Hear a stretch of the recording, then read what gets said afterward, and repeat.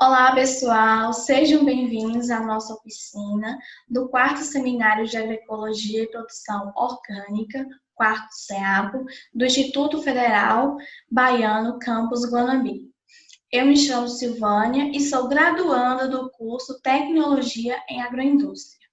Olá, pessoal. Eu me chamo Ednilda, sou graduada no curso de Tecnologia em Agroindústria pelo Instituto Federal Baiano, campus Guanambi. E atualmente eu sou mestrando no programa de pós-graduação de Ciência e Tecnologia de Alimentos pela Universidade Federal de Goiás. E juntas iremos ministrar a oficina intitulada como Conservação pós-colheita de vegetais orgânicos. Eu irei dar início à apresentação e, a princípio, irei falar sobre as frutas, os vegetais, como eles se comportam após a colheita. As frutas e hortaliças, elas continuam vivas mesmo após a colheita. Após a colheita, os vegetais, de modo geral, eles param de receber esses nutritivos da planta. Entretanto, eles utilizam a reserva energética para continuar a sua sobrevivência, a fim de respirar e manter as suas características. Os processos biológicos, juntamente com o alto índice de água livre, tornam-se principalmente esses fatores que tornam os vegetais altamente perecíveis. Cabe lembrar que as frutas, os vegetais in natura, eles duram de 2 a 3 dias. Segundo a FAO, no Brasil, cerca de 30% de todo aquele que é produzido no mundo é desperdiçado e perdido antes de chegar à mesa do consumidor.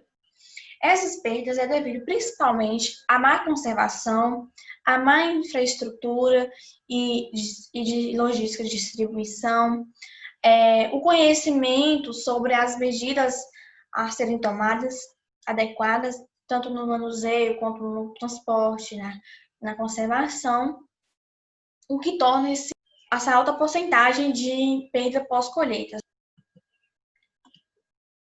Tratando-se sobre os vegetais orgânicos, a produção orgânica ela é baseada em técnicas que dispensam o uso de insumos sintéticos, químicos, pesticidas, irradiação, aditivos, conservantes e entre outros. Cabe lembrar que a demanda por alimentos mais saudáveis, ela vem sendo procurada. A população, ela está tendo um olhar mais voltado para a saúde, visto que o consumo de vegetais, ele tem sido buscado mais, visando a redução de doenças crônicas. E os vegetais orgânicos, eles estão principalmente inclusos para esse tipo de público, que procura uma alimentação saudável. Entretanto, devido à forma diferenciada de cultivo, o produto orgânico ele pode estar mais exposto à contaminação microbiológica. Mas por quê?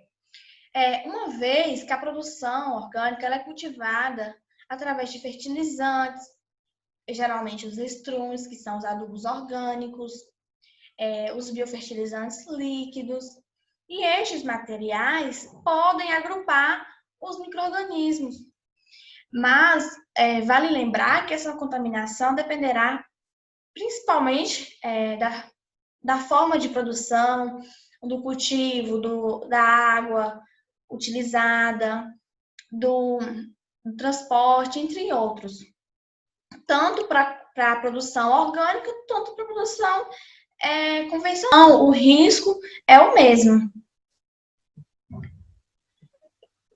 No decreto número 6.223 de 2007, regulamentada pela lei número 10.831 de 2003, dispõe sobre a qualidade orgânica os princípios da produção orgânica, que são os princípios das condições sanitárias, ambientais e sociais. Esse decreto ele define como sistema orgânico de produção agropecuária que se adotam de técnicas específicas mediante a otimização de uso de recursos naturais, de socioeconômicos disponíveis, tendo por objetivo a sustentabilidade ecológica, a maximização dos benefícios sociais, a minimização do uso da energia não renovável, empregando sempre esses métodos que possíveis, métodos culturais, biológicos, mecânicos, em contraposição o uso de materiais sintéticos, radiações, tudo aquele que não se enquadra numa produção orgânica. Relacionado também, essa legislação, ela traz o uso de boas práticas de manuseio e processamento, que é manter a integridade orgânica e a qualidade vital do produto. Tratando um pouco sobre a produção e trazendo dados, o valor da produção da agricultura mundial foi, no ano de 2006, 4,3 trilhões de dólares, e a agricultura orgânica apresentou 2,1% desse mercado. A porcentagem de consumidores de produtos orgânicos e na região sul é onde encontra a maior incidência de consumo de produtos orgânicos. No Brasil, essa porcentagem é representada por 15%. Tratando-se sobre perdas pós-colheita, e o conceito, mas o que são perdas? Perdas é o descarte que ocorre após a colheita em virtude da falta de comercialização ou consumo do produto em tempo hábil. Ou seja, o descarte de todo aquele produto que foi deteriorado e que não pode ser consumido. Essas perdas ocorrem em locais como no campo, no transporte, no armazenamento, no processamento e também na comercialização. E um desses fatores é devido à classificação não padronizada. Quando não ocorre essa classificação, o que pode ocorrer é quando há produtos danificados juntos com aqueles que estão em estado de comercialização e vai danificar os demais. O manuseio e as embalagens inadequadas também é um dos principais fatores, porque o uso de embalagens inadequadas, como, por exemplo, as caixas de madeira, ocorrem injúrias e isso pode deteriorar mais facilmente o produto. O desconhecimento de técnicas de manuseio pré e pós-colheita, alguns dos produtores não têm esse conhecimento de como se deve manusear, como deve ser feito todo um cuidado desde a pré-colheita até a comercialização, o transporte inadequado, quando se faz o uso excessivo, o empilhamento excessivo do produto, e também as condições de armazenamento, que a temperatura é um dos principais fatores para poder conservar o alimento, né, os produtos. Então, as condições de temperaturas devem ser ideal para que possa aumentar a vida útil dos vegetais.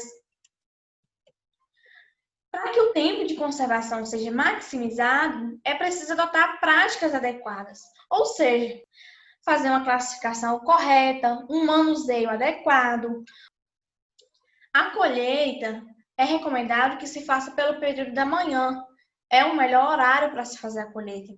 O ponto de colheita, de maturação do produto também deve ser observado e deve ser feito no ponto ideal. Um pré-resfriamento no campo. Esse pré-resfriamento no campo, ele pode ser feito até mesmo em árvores, no próprio campo, ou com água, ou água com gelo. Isso é uma forma de resfriar o produto antes de ser comercializado. E esse resfriamento, essas condições de armazenamento, elas têm que ser mantidas desde o campo até a comercialização. Por quando o consumidor for comprar o produto, ele possa continuar preservando a qualidade do vegetal, da fruta e aumentar a vida útil desse alimento. Então, são essas práticas que o produtor ele deve manter desde a pré-colheita no campo até a comercialização. Quando o varejista recebe o produto, ele deve manter essas condições, as mesmas condições do manuseio, do armazenamento, temperatura. Tratando-se sobre os tipos de danos, podemos citar os fisiológicos, a respiração e transpiração. A respiração, ela é o principal processo metabólico envolvido na fisiologia pós-colheita de vegetais, frutas e hortaliças no geral. O que ocorre é com o aumento da temperatura, a redução vai ser exponencial da vida útil dos alimentos, porque vai ocorrer açúcares e outras moléculas são oxidadas e convertidas em CO2 e água. Ou seja, quando esse aumenta essa temperatura do ambiente onde o vegetal, a hortaliça, o fruto esteja, vai ocorrer a respiração, o produto vai perder água, consequentemente vai diminuir a vida útil. E a transpiração? O que ocorre com a transpiração é porque as frutas, os vegetais em geral, eles possuem de 85% a 95% de água em seus tecidos. E, como no meio ambiente, a umidade relativa atinge o valor de 80%. Então, a água vai passar da maior concentração para a menor concentração, que é do meio ambiente. Vai perder água, vai ocorrer o murchamento, a textura vai ficar mole, pode diminuir também o peso, 10% do seu peso inicial, vai ocorrer a descoloração, ocorrer tecido esponjoso. Então, ele vai perder as suas características. Então, para que se possa manter a qualidade inicial das frutas, vegetais, é controlar a umidade e temperatura em câmara fria, desde que não esteja em empilhamento excessivo. O empilhamento deve estar de forma que possa ocorrer circulação de ar. Como exemplos, as injúrias mecânicas, que acontecem muito, principalmente no transporte. Na imagem, pode-se observar que há um esmagamento das laranjas por causa do empilhamento excessivo das caixas de madeiras. Inclusive, essas caixas não são ideais para o transporte. E está ocorrendo amassamento. Isso é uma injúria e vai ocorrer possivelmente uma deterioração. As principais tipos de injúrias são os cortes, o amassamento, também as fissuras, abrasões. E essas fissuras são que causam impacto, porque são propícias para o crescimento de micro-organismos. Como danos fitopatológicos, podemos citar doenças e pragas. As pragas, elas são um grande problema no campo para o produtor. Nesse slide, nós temos uma tabela que apresenta a temperatura de armazenamento para os vegetais. A temperatura, ela é de extrema importância porque é 70% responsável de uma boa conservação. E existe uma temperatura específica para cada espécie. O resfriamento, existem três grandes benefícios, que são reduzir a atividade biológica do vegetal, retardando o processo de maturação, diminuir a atividade de micro-organismos e minimizar a perda de água do vegetal, que é o processo de transpiração e respiração. Nessa tabela aqui, a temperatura de 0 graus Celsius a 1 grau é indicado para a conservação de maçã, uva, morango e ameixa. De 3 graus Celsius a 8 é ideal para laranja, goiaba, cenoura, beterraba e vargens. Para a temperatura de 10 graus a 14, é ideal utilizar para banana, mamão, pimentão, limão, a manga, abóbora, o tomate, o alface e pepino. Assim, são algumas temperaturas ideais para algumas variedades, mas existem também outras variedades que podem ser utilizadas outras temperaturas. Então, pessoal, dando continuidade, temos aqui alguns tipos de tratamentos utilizados para a conservação de alimentos, que podem ser utilizados para a conservação de vegetais. Um dos principais métodos utilizados é a conservação pelo frio. Ele consiste em inibir ou retardar a multiplicação de micro-organismos, além de retardar aí reações químicas e enzimáticas. É importante frisar que a conservação pelo frio, ele consegue estender a vida útil do alimento por mais tempo na sua forma in natura, sem necessariamente realizar nenhum processamento. Então, temos dois tipos de conservação pelo frio, a refrigeração e o congelamento. A refrigeração ela é utilizada para armazenar alimentos a baixas temperaturas. Normalmente, as temperaturas utilizadas para refrigeração é em torno de 5 graus Celsius, onde o produto ele poderá ser conservado de 3 a 5 dias. Isso vai variar do vegetal que vai ser armazenado. Já o congelamento, ele vai paralisar a atividade dos micro-organismos, interrompendo os processos naturais de deterioração, ocasionados aí por micro-organismos e processos bioquímicos, mantendo aí as características sensoriais dos alimentos, como cor, sabor e textura.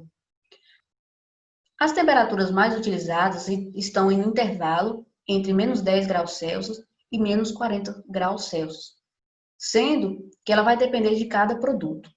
Outro método de conservação dos alimentos é a conservação pelo calor, que ocorre através da redução da carga microbiana e da desnaturação das proteínas por exposição desses alimentos a elevadas temperaturas. Só que essa temperatura ela vai depender do método que foi aplicado. Temos como exemplo o branqueamento. Ele é usualmente aplicado no branqueamento de vegetais, antes do congelamento. Ele é o método mais brando, quando comparado a outros tipos de tratamentos. Outro método de conservação pelo calor é a pasteurização, que é um método mais complexo, porém possui maior eficácia na destruição de micro-organismos patogênicos e na inativação das enzimas. No entanto, ele só pode ser aplicado quando esse vegetal ele já foi processado, ou seja, já foi utilizado para a fabricação de suco de frutas, na fabricação de doces e compotas. Um outro método utilizado para aumentar a vida útil de alimentos é a conservação pelo uso de aditivos. Eles são adicionados intencionalmente, sem o propósito de nutrir, protegendo aí os mesmos das alterações decorrentes de micro-organismos. Dentre os conservantes mais antigos e também muito utilizados, temos aí o sal e o açúcar. Eles podem ser utilizados em conjunto com outros métodos de conservação e possuem como princípio atuar na atividade antimicrobiana devido à sua habilidade de reduzir a atividade de água, produz um efeito osmótico, vai diminuir a solubilidade do oxigênio no meio, vai modificar o pH, e a partir do momento que eu modifico esses fatores, eu vou estar reduzindo a atividade de água e modificando o meio que favorece a multiplicação de micro-organismos. Outro método de conservação que pode estar sendo utilizado também para aumentar a vida útil dos vegetais é a conservação pelo controle de umidade. Temos como, por exemplo, a secagem natural, que tem como objetivo reduzir o conteúdo de água da fruta ou da hortaliça, fazendo com que interrompa o processo natural de deterioração decorrente aí da ação de enzimas e de micro-organismos, através da exposição dessa matéria-prima a longos períodos aí à radiação solar em secadores. É indicada para regiões que possuem uma temperatura média em 35 a 45 graus Celsius, possuem boa taxa de insolação e possuem baixa taxa de umidade. É um método que pode ser aplicado quando houver aí um excedente na produção e, com isso, evitará o desperdício. Pessoal, nesse slide eu vou trazer alguns pontos importantes para a conservação de vegetais orgânicos. São pontos que assim não devem deixar de ser realizados, que são muito importantes aí durante o processamento e a sua comercialização. O primeiro ponto a ser abordado é em relação às embalagens. As embalagens, antigamente, tinham a ideia de somente conter o alimento. Mas, atualmente, essa ideia ela tem sido modificada. Por quê? Porque, junto com a contenção desse alimento, essas embalagens vêm obtendo aí novas funções. Funções de aumentar a vida útil desse alimento através da adição de alguns compostos que vão aumentar a sua durabilidade. Outra questão que tem sido debatida também pelos pesquisadores é o desenvolvimento de novos tipos de embalagens que, além de atuar aí, no aumento da vida útil desse alimento, vão também ser fabricadas aí de fontes naturais. Como, por exemplo, temos os filmes biodegradáveis aí exemplificados nas fotos. E como exemplo de imagem aí que pode ser utilizada para aumentar a vida útil, temos o revestimento na imagem à direita acima. Outro fator importante na comercialização de vegetais está relacionado à manutenção da cadeia do frio, tanto de produtos in natura e principalmente de produtos processados. Porque a partir do momento que eu interrompo essa cadeia de frio, eu vou estar favorecendo aí o desenvolvimento de micro-organismos e que as reações continuem ocorrendo. Um ponto que deve ser destacado é a questão das boas práticas de fabricação, conhecida como BPFs. São normas que devem ser realizadas aí durante o processamento de alimentos e que são cruciais para que esse alimento chegue com qualidade à mesa do consumidor. Essas normas elas vão desde a lavagem correta das mãos, a utilização de toucas, máscaras, a manutenção da cadeia do frio é outro fator muito importante. Usei 2 métodos para a conservação de vegetais orgânicos e também porque eles serão apresentados logo mais à frente na parte prática da nossa oficina. O primeiro método utilizado é o processamento mínimo. Mas o que é o processamento mínimo? Ele consiste em submeter, no caso o vegetal, a uma ou mais alterações, como lavagem, descascamento, fatiamento, corte, e podem ainda ser combinados a tratamentos químicos ou térmicos, tornando-os prontos para o consumo ou preparo. O processamento mínimo ele tem algumas funções, como proporcionar maior praticidade e maior economia de tempo no preparo diário de alimentos. É uma alternativa desses produtos no período de safra, uma vez que eu vou reduzir as perdas pós-colheitas e também o desperdício. Além disso, eu vou produzir um alimento mais seguro e de melhor qualidade para o consumidor, principalmente nesse período de pandemia, que deve-se ter maiores cuidados na manipulação de alimentos e também na sua comercialização. Ainda permite o produtor agregar maior valor ao seu produto, o que, consequentemente, irá também aumentar sua renda. Isso é uma das vantagens aí do processamento mínimo. O outro método que pode ser utilizado para aumentar a vida útil dos vegetais é o branqueamento. Mas então, o que é o branqueamento? Ele é um método que consiste em submeter os vegetais a um processo térmico de curto tempo de aplicação, pode ser em água quente ou a vapor, com características de pré-tratamento. A duração do tratamento ela vai depender de 2 fatores: da consistência do vegetal e do tamanho do material. Por isso, esse tempo ele pode variar de 2 a 5 minutos, porque tem vegetais que são mais sensíveis a determinados tratamentos. O tratamento por branqueamento possui algumas funções importantes, como a inativação de enzimas, ele vai auxiliar na fixação da cor desse vegetal, evitar alterações sensoriais, no caso, ocasionadas aí por enzimas, e vai atuar aí na redução da carga microbiana inicial. E com isso vai aumentar a vida útil desse vegetal. Agora eu vou falar um pouco sobre a legislação para produtos orgânicos. Temos um regulamento técnico para a realização do processamento, armazenamento e transporte de produtos orgânicos. Ele está disposto aí na Instrução Normativa Conjunta, número 18, de 28 de maio de 2009, e aplica-se a todo produtor que processe, armazene ou transporte aí produtos advindos de produção orgânica. Nessa primeira etapa, eu vou falar sobre o processamento dos produtos orgânicos. Eu destaquei nesse quadro alguns dos tópicos principais aí dispostos nessa legislação.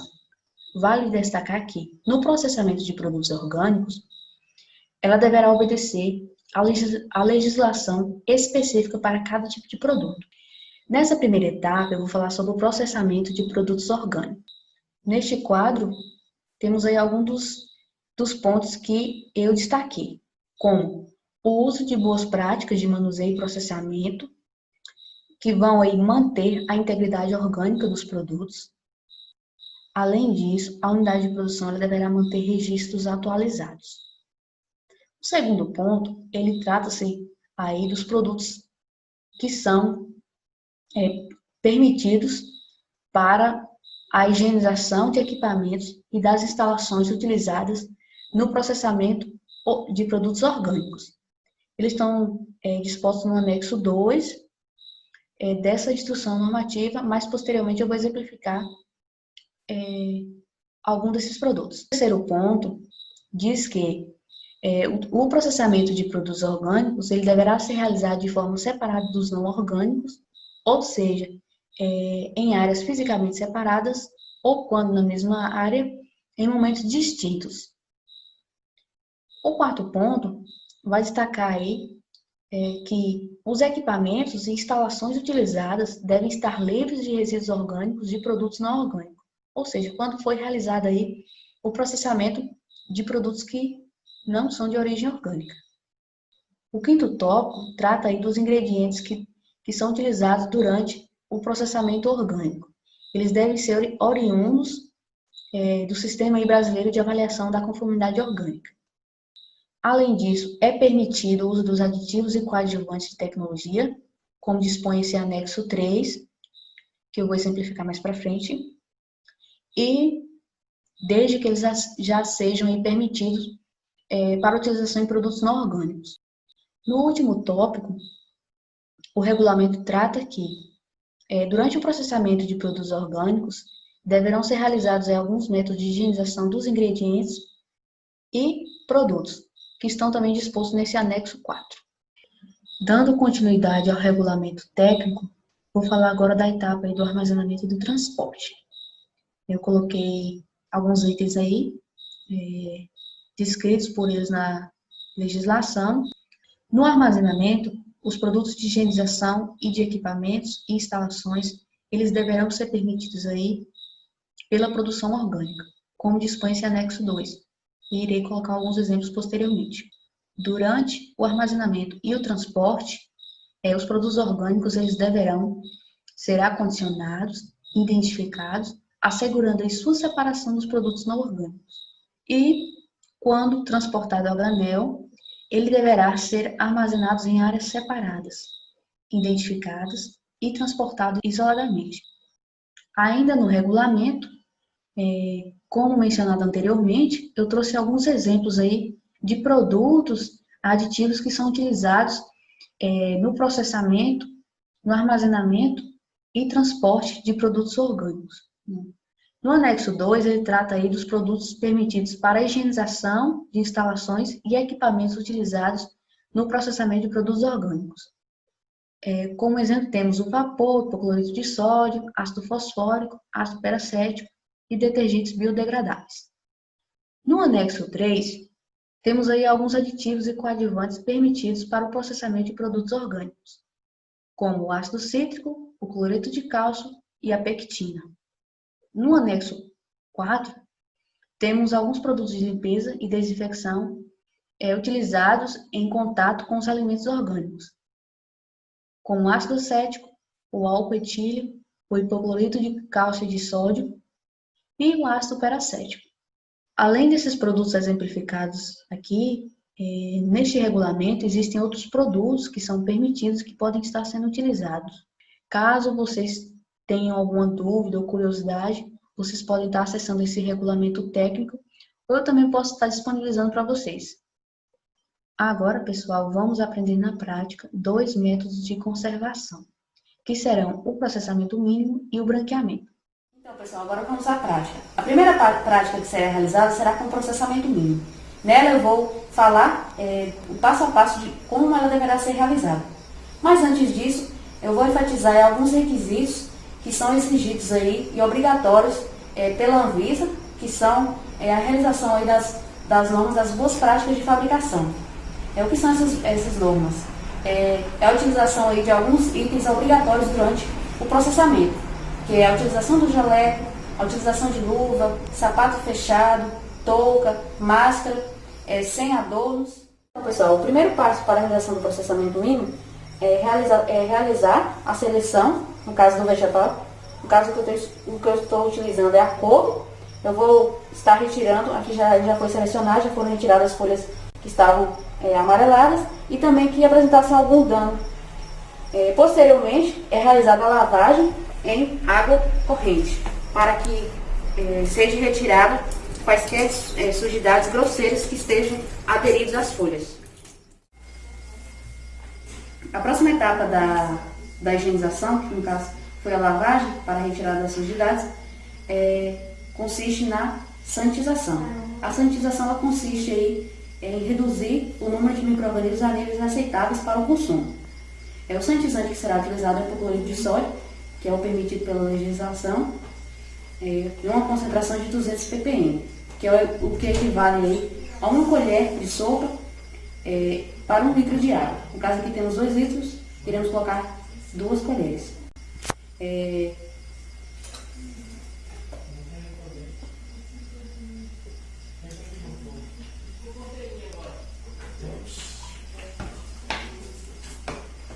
Posso colocar dar uma mexida. E as folhas serão colocadas, importante que elas fiquem submersas, para que a solidificação ocorra de forma correta. E aqui serão deixadas em repouso por 10 minutos. Após esse repouso, elas serão lavadas novamente em água corrente para retirar qualquer resíduo do sanitizante. Após a realização da sanitização, é necessário colocar o vegetal para secagem. Ele pode ser realizado tanto na centrífuga, para retirar o excesso de umidade, mas caso não possua centrífuga, pode ser adaptado utilizando papel toalha e deixando por um período até as folhas fiquem secas para a realização do corte. É sempre bom frisar que antes do processo de corte, de processamento, é importante a realização da sanitização tanto dos utensílios quanto da bancada que será utilizada. No caso aqui eu estou utilizando o álcool. A etapa é a realização do corte da folhosa, que é a couve. É importante fazer a retirada dos talos, porque caso fique talos pode acontecer de amargar o seu produto. E aí é realizar o processo de corte. Após o corte, a próxima etapa é a realização do acondicionamento do alimento processado, no caso da couve, em embalagem, pode ser em sacos plásticos ou em bandejas de isopor envolvidos em filme. É importante frisar que deve-se retirar o máximo de ar presente dentro da embalagem. Além disso, é fundamental colocar qual foi o alimento que foi processado e também a data de fabricação. Como etapa final, esse alimento processado ele vai ser armazenado em uma temperatura de 5 graus Celsius. No caso, pode ser armazenado em geladeira comum. Então, pessoal, vamos para a a segunda prática, no qual eu vou falar para vocês um pouco sobre o branqueamento. Irei falar passo a passo e a primeira etapa é a etapa de seleção, em que os vegetais eles devem ser selecionados sem nenhuma injúria. Para a etapa de higienização, vamos fazer primeiramente a pré-lavagem, para retirar as sujidades grosseiras.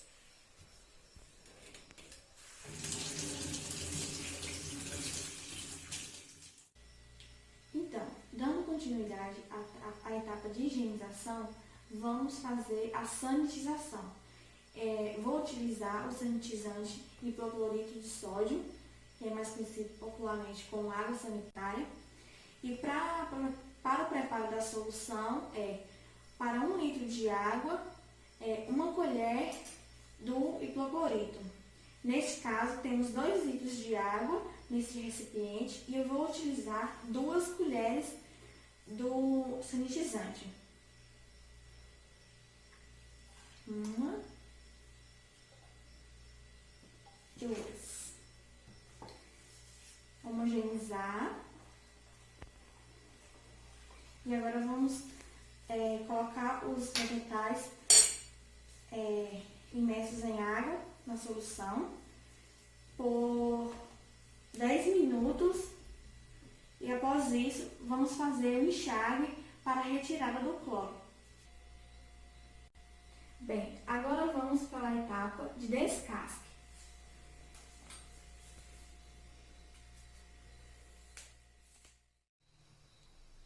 Feito o descasque, vamos fazer os cortes.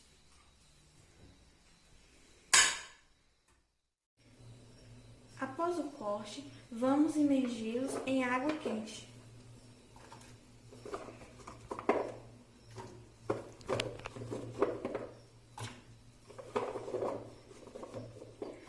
Vamos deixar por 3 minutos. Após os 3 minutos, vamos retirar e colocar em um recipiente com água gelada, para evitar o amolecimento excessivo dos vegetais.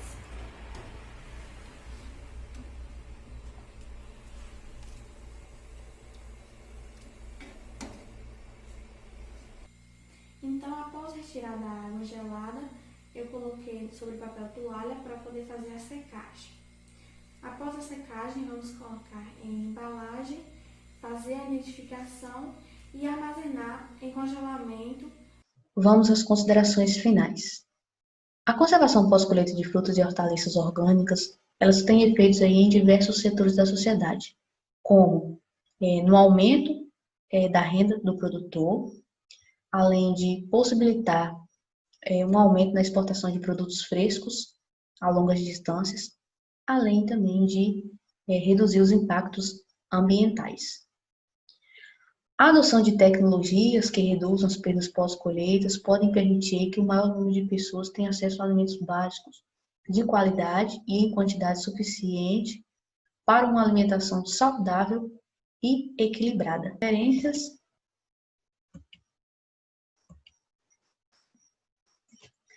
Antes de finalizar, em meu nome, em nome da minha colega Silvânia, eu quero agradecer a toda a comissão organizadora do CEAP pela promoção desse evento.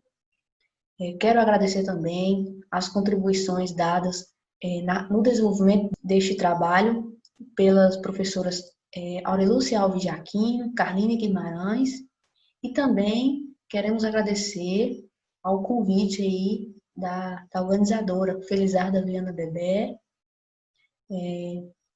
O nosso muitíssimo obrigada.